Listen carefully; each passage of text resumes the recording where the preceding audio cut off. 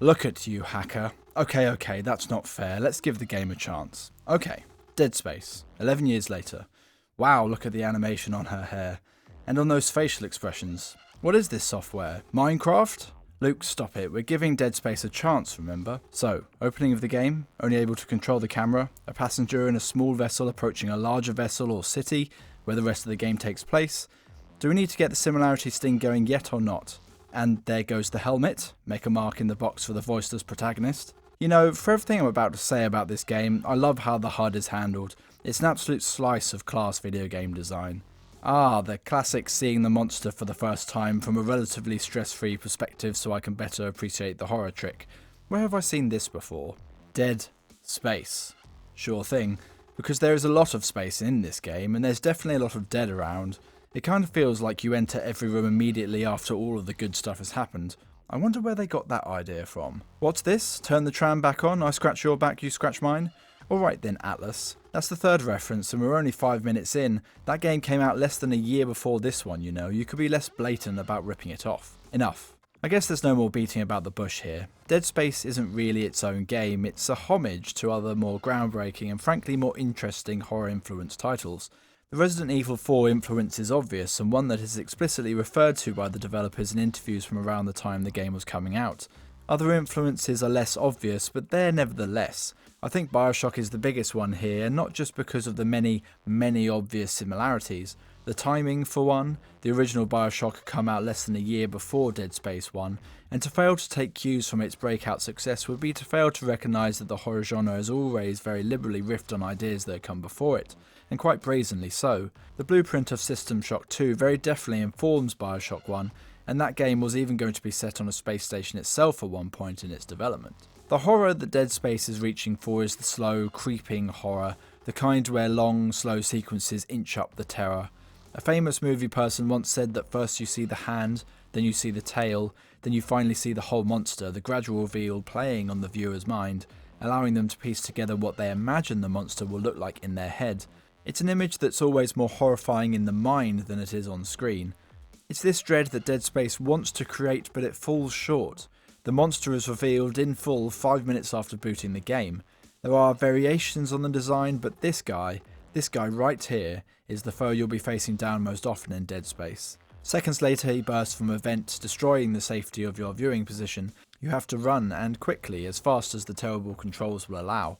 The pursuit is supposed to be breathtaking, heart in mouth. You are saved by a Deus Ex lift door slamming shut at the last second. It's the last second you'll have where you are powerless against a terrifying foe, and for me it's the last moment of actual horror that Dead Space has for players. If Dead Space achieves anything even vaguely in the neighbourhood of horror for me, it's in the body horror themes and aesthetics of its visual design. The monsters the player fights are infected corpses that have been reanimated by an alien virus which reached the Ishimura after a religious artifact known as the Marker was brought aboard from illegal mining of an asteroid called Aegis 7. It's basically Alien with a few details changed. The horror lies chiefly in the monsters themselves, the idea that they are human bodies unnaturally brought back to life, and against the wills of the bodies themselves. The guardian enemies are necromorphs fused to the walls of the station. The screams of the remaining human consciousness inside echo down the halls and beg to be put out of their misery. The Twitchers, a variant of the standard necromorph enemy, move faster as a result of the stasis units from their suits merging with their flesh. The bastardization of the human flesh as it contorts and spasms is horrible to see, and for me is the most unnerving sight that the game throws at the player. For the rest though, the monsters are too monsterish, the corruption of flesh is too far advanced, that with most of the monsters, the human element just isn't there anymore. I do not see myself in this abomination charging at me, I do not see what I could become, which actually I think is what true horror really aims for. True horror raises a mirror to us as viewers, readers, players, showing us what we could become in the right circumstances. Dead Space holds up the mirror, but what we see in it is something completely other. The player is given a weapon and told to blast these creatures piece by piece until they are a rotting sack of meat on the floor. The game doesn't half labour this last point though. Okay, I'm an attentive and alert video game player. This is the game showing me that you can kill these creatures by removing their limbs.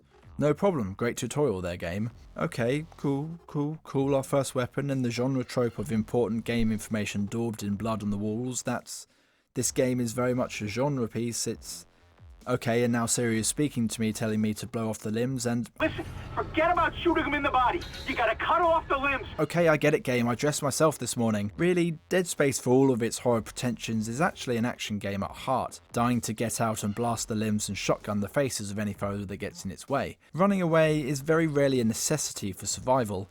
Enemies absolutely hemorrhage ammo and credits, and every level has a store at which you can buy seemingly limitless amounts of whatever you want. There was genuinely only one point in the game where I ran out of ammo and had to use the unwieldy melee combat to get out of a scrape. The combat, even after 11 years, never gets old though. Trapping your enemies in stasis and blasting their limbs off with clinical precision is the most satisfying and I think most memorable part of Dead Space. And even then it is a mechanic ripped off from Resident Evil 4. There are exactly 3 moments where running away is the only way out, and one of those times is right at the beginning when you haven't got your first weapon. The other 2 involve an enemy that can't be destroyed with conventional weapons and regenerates if you do manage to put it down. It is defeated eventually using a mini puzzle, the only time that the game really forces the player to use any amount of environmental awareness to problem solve. The levels are large enough that you feel like you're exploring a massive spaceship, but not so big that you are an inconvenient distance in time and space from a save point, or to the point that you ever feel lost or out of your depth as you explore the Ishimura. The level design and the structure of the quests places you in a certain part of the ship, and you are pretty much at your leisure to explore and complete the objectives in whatever order you want. This is not a problem in itself, it is still possible to design in shocks and scares within that structure, and the game succeeds depending on how much of a horror fan you are. The problem in terms of creating the mood that horror relies on for its scares is that the backtracking that this level design choice necessitates completely deflates any sort of tension that the game manages to create. Horror lives in the unknown, the dark forest, the shadows in the corners of your room. It melts when you cast a torch into those corners and realise that they only hid what they always hid, abandoned PhD scripts and socks with holes in. Haha, 18 months of my life. It was all wasted. But seriously.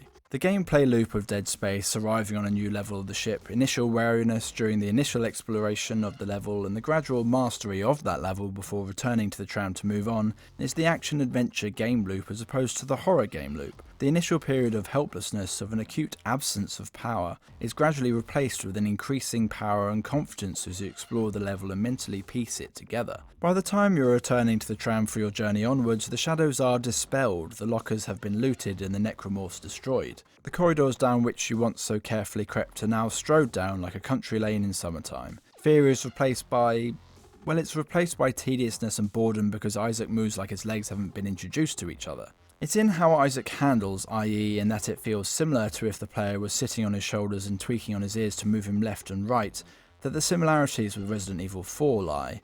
Like that game, movement is restricted pretty much to either backwards or forwards, left or right. For real Isaac, piloting you is like trying to turn around an oil tanker that's been necking tequila since 12 PM. Pull yourself together, man, your girlfriend is missing, we've crash landed in space, surviving miraculously, maybe it's because we had the player character on board, and you want to get a buzz on? Get your shit together, Isaac. Oh, screw this. Thank God there's a fix. Dead Space mouse fix. Download. Extract the DLL file into your main Dead Space folder. Force VSync in the NVIDIA control panel, disable in game, cap it at 60. Thank you to Mandalore Gaming for that fix, I take absolutely no credit, I'm just happy Isaac doesn't move like he's trudging through treacle anymore. Once you see the influences behind Dead Space, it's difficult to unsee them. Horror relies to a certain extent on wearing its influences on its sleeve in order for the audience to understand what is being created on the screen or on the page, so a certain amount of self-knowing referencing is to be expected. But for me, the game doesn't bring any ideas of its own to the table. System Shock 2, Bioshock, Alien, Resident Evil 4, they're all in this game somewhere, and while the combat is incredibly fun to use, it is nevertheless one note and pretty easily masterable by the first 30 minutes into the game. The strengths of the video game medium aren't played to in any way that even approaches the point at which I would recommend the game to anyone other than those who played it on first release and are looking for a nostalgia trip. Ultimately, the game that Dead Space really wanted to be came out with Dead Space 2 and 3. I haven't played either of them, but at least I know they'll be playing to their strengths because this never gets old.